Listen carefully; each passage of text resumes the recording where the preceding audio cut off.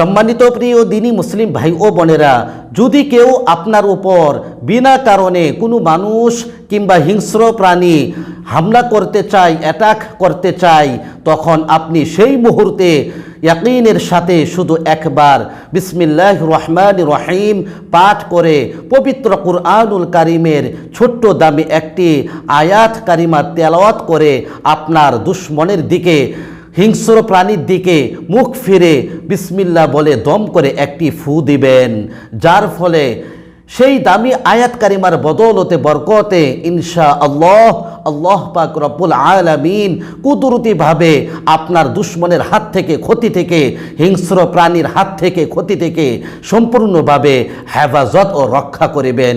সুবহানাল্লাহ।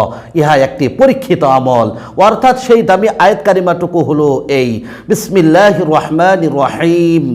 আল্লাহু রব্বুনা ওয়া রব্বুকুম লানা আমালুনা ওয়া লাকুম আমালুকুম লা হুজ্জাতা বাইনানা ওয়া বাইনাকুম আল্লাহু ইয়াজমাউ বাইনানা।